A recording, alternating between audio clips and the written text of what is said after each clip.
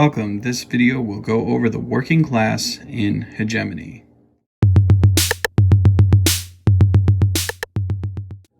This is what the working class player board looks like. Ultimately, the working class has a goal of helping their community, their population become more prosperous. So they are going to try to work throughout the game to move this cylinder on the prosperity track up. And increasing that track is going to get them more points throughout the game. Another way that they are going to be able to significantly add to their points is by organizing trade unions. And as they are able to develop higher amounts of workers in the workforce in those areas, whether it's agriculture, luxury, healthcare, education, or media, they'll be able to put together those trade unions as the game goes along. So when we get into the different actions that they can take, we'll look at that a little bit more closely. The other major area for the working class is this population track on top, and it is going to be impacted by however many workers there are for the working class. So the amount of workers starts at 10. So we've got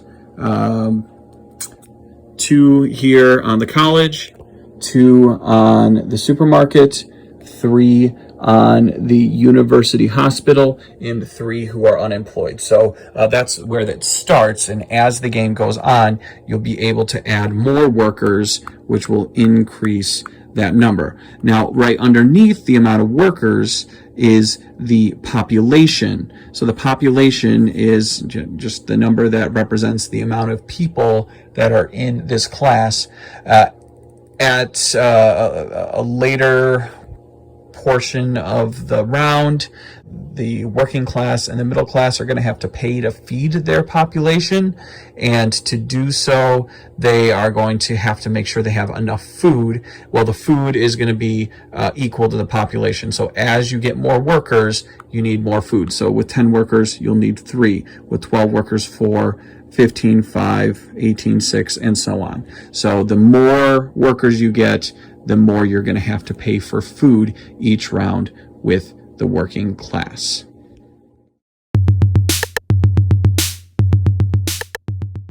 Now that we've familiarized ourselves with the board for the working class, let's consider how you will go through a round if you are a member of the working class. And let's start in with the preparation phase.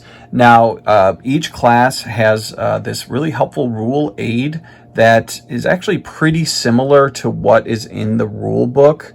The rule book might have a little bit more information than what is on this aid, and it's going to be an easy thing to do to reference the rule book if there's any real questions about what it says here. But the fact that these player aids exist is really nice because each player can have it as a quick, handy reference to them.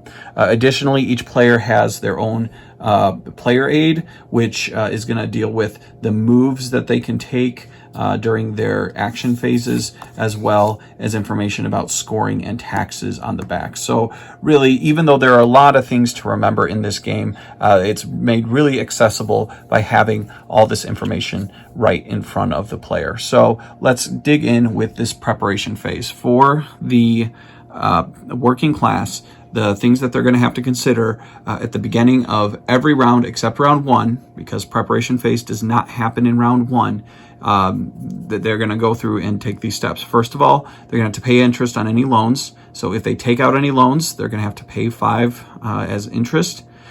They will drop prosperity by 1.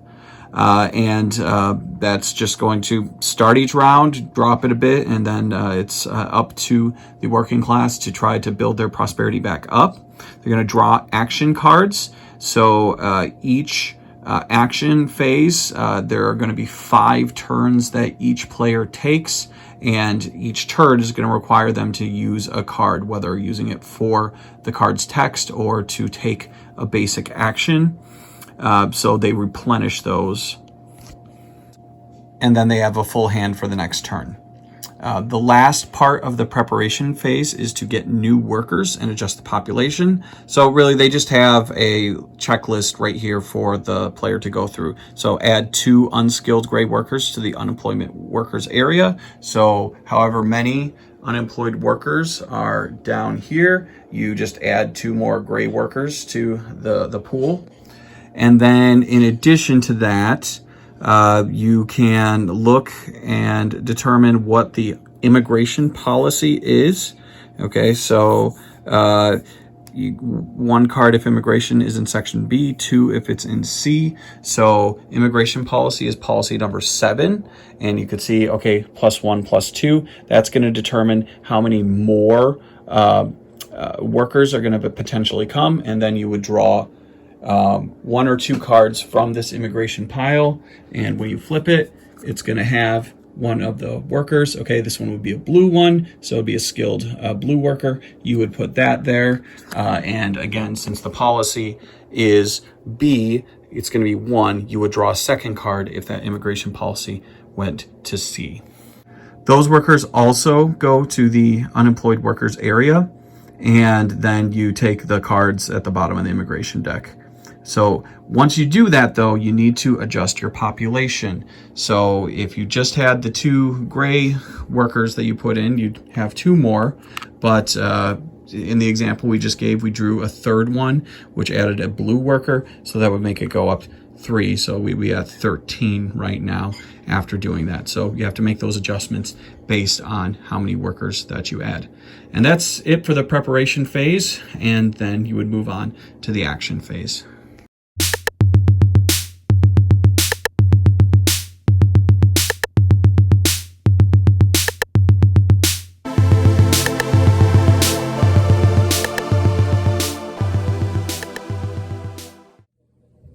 The second phase for the working class, the action phase, well, first of all, it requires them to have 7 cards. So at the beginning of the game, you'll get 7. 1, 2, 3, 4, 5, 6, 7.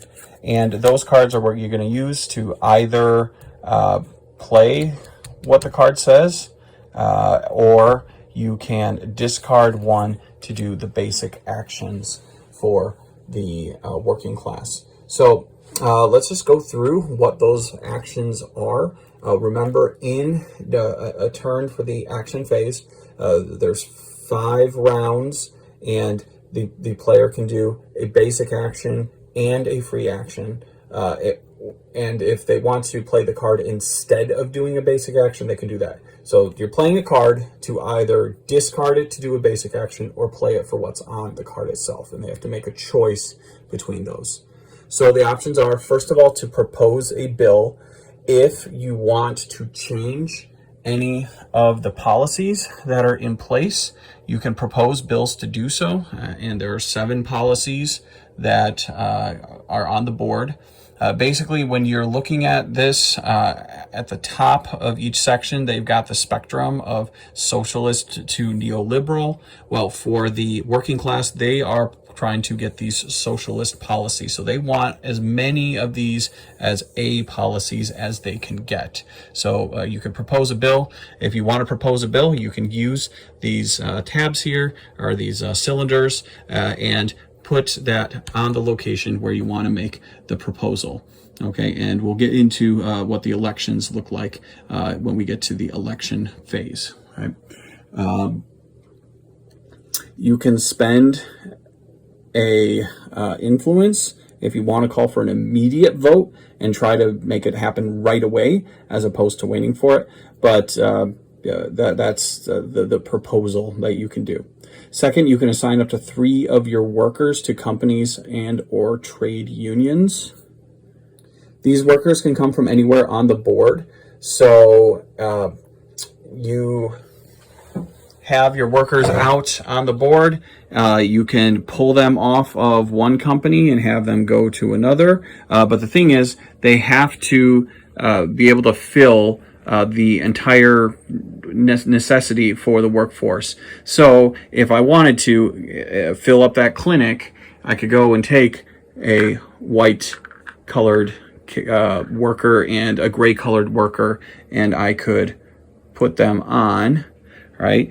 So that'd be assigning 2, and I could do a third if I had space to do that, right? So you could do that, or if you want to pull them off of an operational company and have one guy have to be unemployed, but then I'm going to assign this guy to the doctor's office instead. I could do that. So you can move players around off of companies, onto companies in the unemployed section, or move them between the different locations. But again, the key is they have to fill every slot that's necessary. So for these capitalist businesses, they have to have both slots full.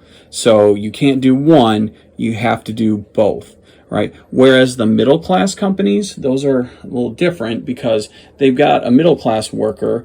So if the middle class worker's there and there is an optional worker for the working class, you can add that to an already operational company. Now, if this middle class worker wasn't here, well, you need that middle class worker there to have the company running, so you would not be able to access it. But since these two companies have the middle class worker there already, you could access those companies. One more thing to note is that some slots required skilled workers. So as we saw over here, for the clinic, one of the workers has to be a skilled worker, which would be represented by the white color.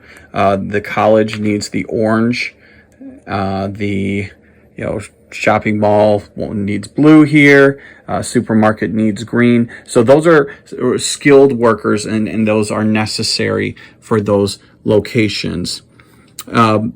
So the alternative slot, usually in most of these different businesses, the second slot, or sometimes even, for example, over here, the third slot, those are the gray color. And if it's gray, then it's unskilled, and actually any worker could work there. So if I wanted to do what I did here and have a skilled worker who's orange and a skilled worker who was white in the unskilled position, I could do that, and that would be completely fine. Once workers are assigned, then you also have a commitment made to them and made between them and the business. So kind of like signing a contract for a year of work. So when you do the assigned workers action, you also commit these workers. So the way that we show this is to make it so they're lying down. So let's say these two workers were placed here, and we put them down to show, okay, here's a commitment. What does that do? First of all, those workers are committed. They can't go anywhere else. They can't do anything else. But it also means that the business is committing to pay them a wage, and they are going to not sell the company either. So the workers are going to be guaranteed to be able to gain that money.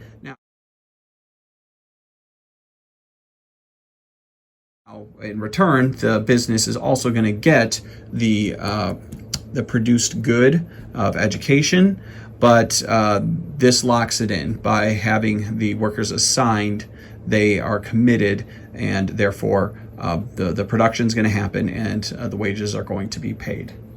So a special aspect of this is the fact that there are trade unions.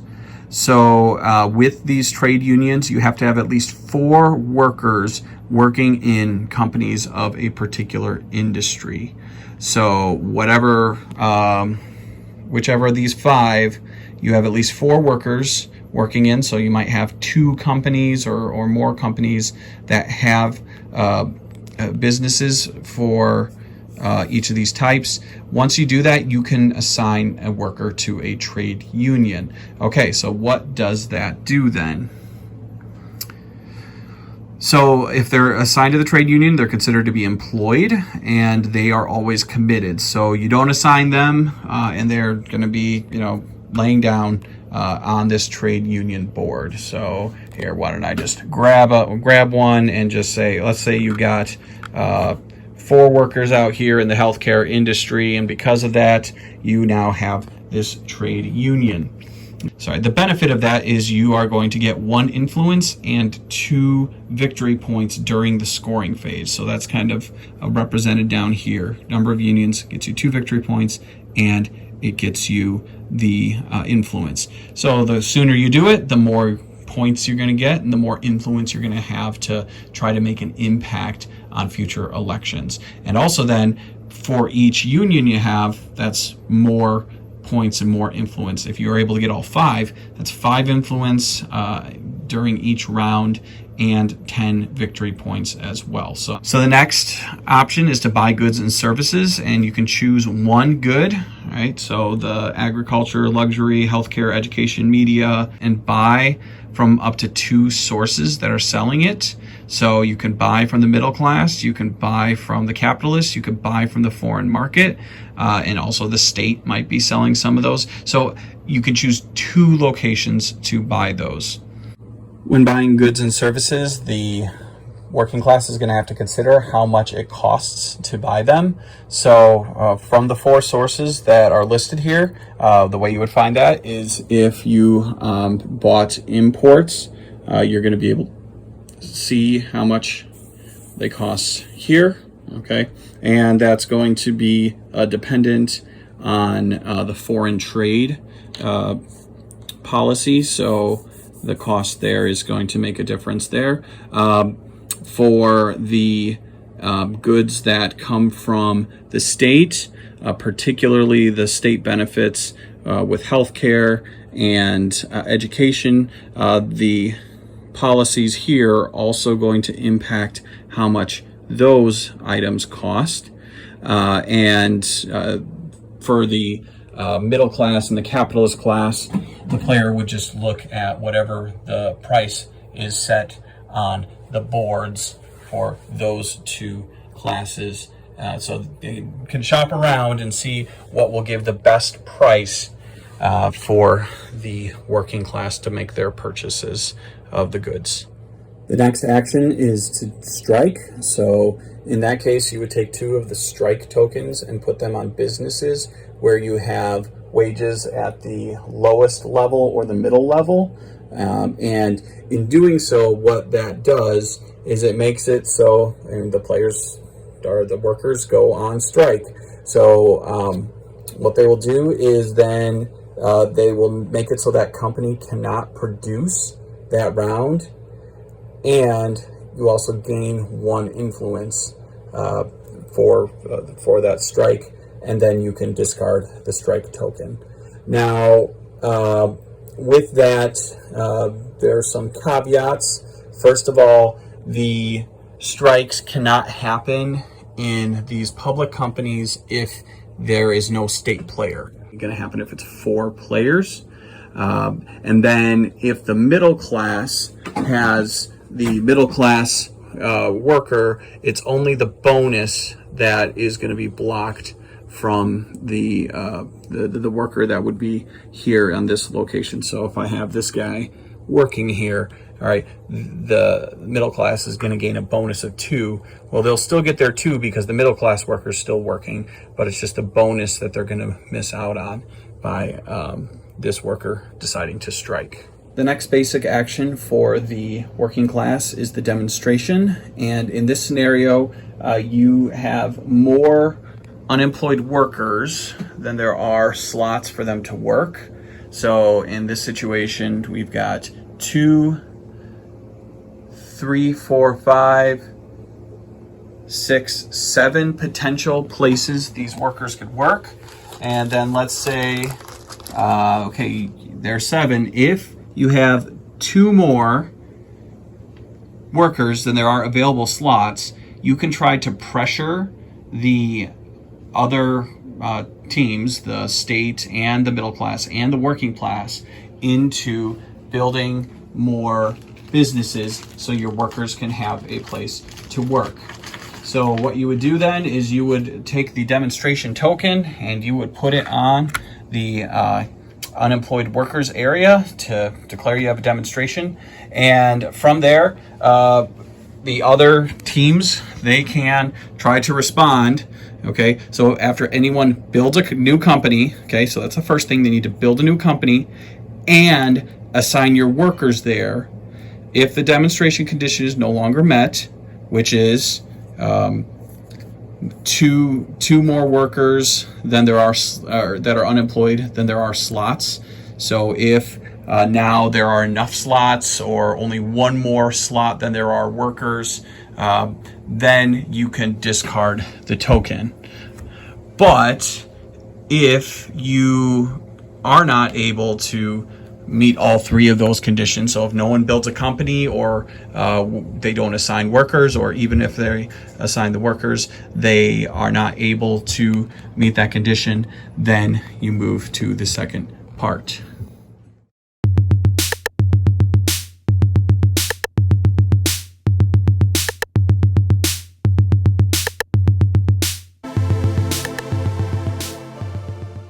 The last basic action for the working class is to apply political pressure, and in that case you will take 3 of the voting cubes that are red and put them into the hegemony bag, and then later on when there are elections, that means that they have a higher percentage of chance that their color will be pulled from the bag and give them a better shot to win the elections.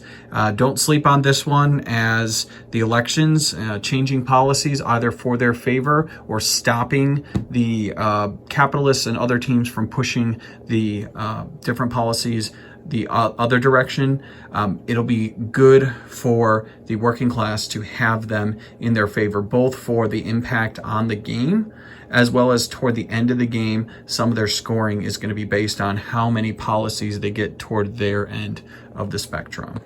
In addition to the actions that are basic actions or card actions, the working class also has free actions, and a lot of them deal with the prosperity and the victory points. So just to understand how this prosperity track works, whenever they gain prosperity, the working class gets victory points. So if they move their prosperity from 0 to 1, that is a victory point. If they go from 1 to 2, that's 2 more victory points. 3 victory points, 4, 5. So if they're able to put a whole bunch of turns back to back where they move up this track, they can get a lot of victory points toward their total. This is probably the primary way that the working class is going to get their victory points throughout the game. So how do they go about that? A lot of it has to do with the goods that they have available, and this is where these are going to be used. So for the free action, first one is healthcare. So that is the good that looks like the heart. How this free move works, you get to spend health equal to your population. So going back to that population track, right? So if you have your starting 10 workers, you're at 3 population. Well, if you get a whole bunch more workers and now you're at 7, well, now you have to spend 7 healthcare to make use of it.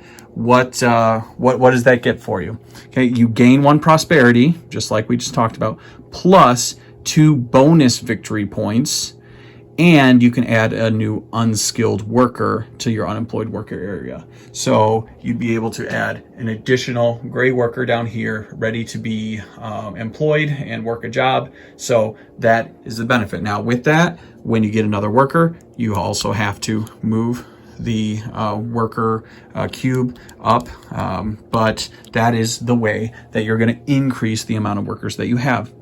Education, all right, so this also gains prosperity. Education, these hats, okay, or graduation caps.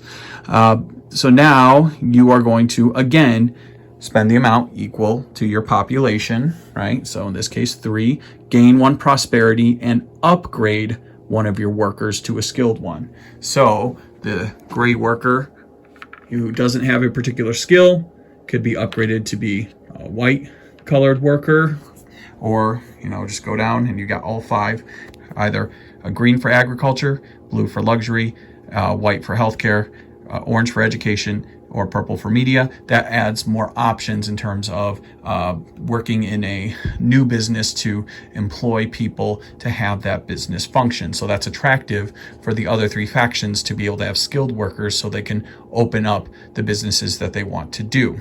All right, so it helps you gain prosperity, helps you have workers that are more employable, and therefore you're going to have more businesses your people are working at and be able to make more money.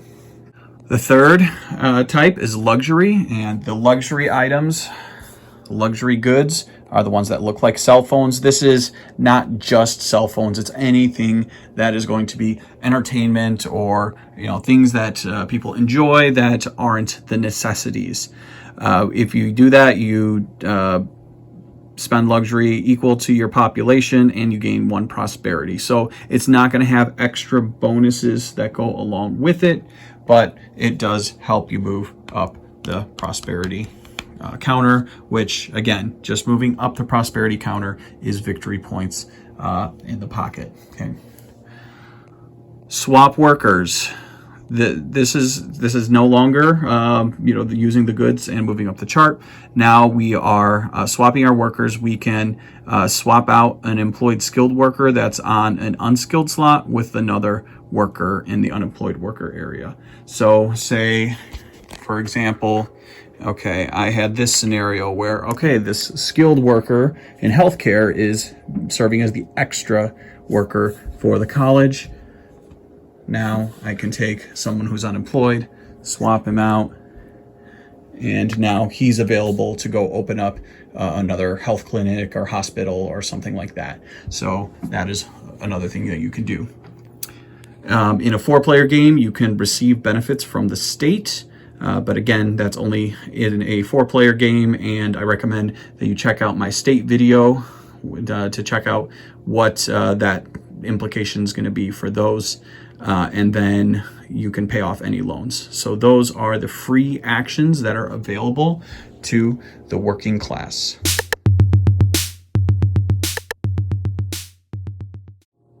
For the production phase, the workers are going to be the ones who do the producing, but they're not going to see the benefit of the goods that are produced. So we've got our factories here. They're owned by the capitalists or the state, or if you had a middle class player, you would have their factories there and you could be working for them. So what happens is the capitalist is going to produce, but the benefit then is after that production happens, well, the workers are the ones who worked to make that production happen. So these workers are going to get paid. So their income is going to be based on the wages that are down here underneath this cube. And so in this case, it's going to be 20. At this point, if you have a trade union, or for each trade union you get, you will also get 1 influence. So influence is really important for winning elections. So getting that influence and having it available for the elections phase is going to be helpful. So having trade unions is a good thing from that aspect.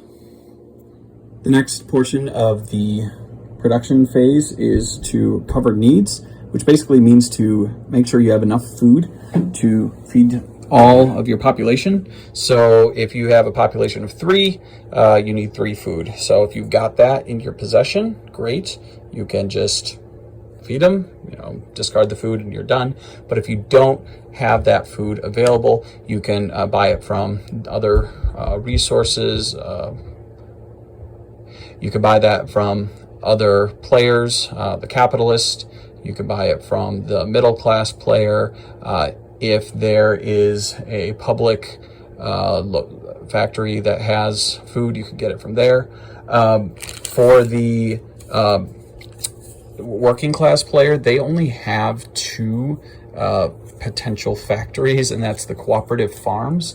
They have cards in their decks that allow for you to get the cooperative farm, and so you would need 3 workers of any type to staff this, but then you can get 2 food each round, so that can be a beneficial thing. So if you have both of them, you can get 4 food, which can be very helpful in making some progress with feeding your workers in a round. For the working class in the production phase is to pay taxes.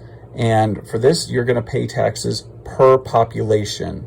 So at this point, it's for 3. But again, if you move this up higher, you're going to have to pay and multiply whatever your tax is by your population rate. So where you can find that, a few different locations in the rule book. It's going to be located there. You have a nice taxation overview for all of the different classes on the general aid, so you can see the income tax up there, or the player aid for the working class has that. Now, the taxes are going to be based on a combination of labor market and the taxation. So it's going to be a little grid. So you would look at where are these two policies. So currently the labor market is at B and the taxation is at A. So you would go down to your grid. Okay, labor market number 2, B, and then taxation is at A. So 4 is what you're going to pay per worker, or sorry, not worker. 4 is going to be what you pay per population. So 4 times 3, you would pay 9. Or again, if it was up high, 4 times 9, 36. So you would do it based on the population, multiply it by whatever number you're given here, and then you would pay that amount to the state treasury for the taxation.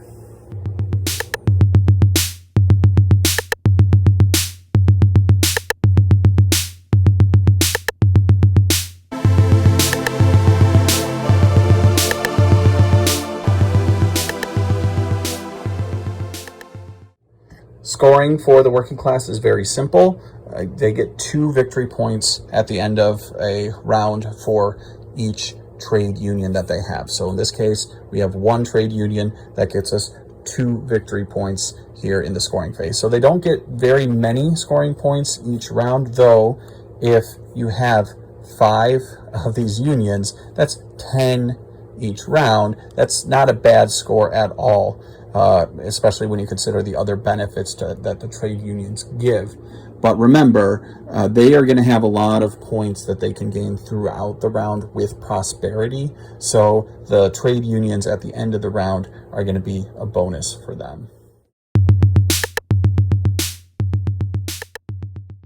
So at the end of the game, the working class are going to get 2 different routes for gaining points for the end game points. The first route would be the 5 policies that are different colors on top of one another. For each one that is at the socialism end of the spectrum on letter A, they are going to get points for that. So there's 1 currently here. If this was the final table, they would get 1 point for that. So 1 for 1, 2 gets 4 points, 3 gets 8, 4 gets 12, 5 gets 18. So they get lots more points for pulling the policies toward their end of the spectrum. And then lastly, they get a victory point for every 10 that they have in cash at the end of the game, up to 15 victory points. So if they have 150, they can get the 15 points. If they have more, they no longer get the benefit of victory points from the remaining money. So that's the working class. Working class, huge emphasis on gaining prosperity and getting victory points by pushing their prosperity cylinder as high as they can. In between rounds, they will go down 1, but if they can keep pushing it upward, they're going to get a lot of points each round. Getting trade unions is also very beneficial to them, and as you collect the 4 different types of goods that are available, the food will feed them, luxury will get victory points for them with prosperity, and especially education, upgrading their workers, and then the healthcare, allowing them to gain more workers, are all going to be important things for the working class to try to acquire.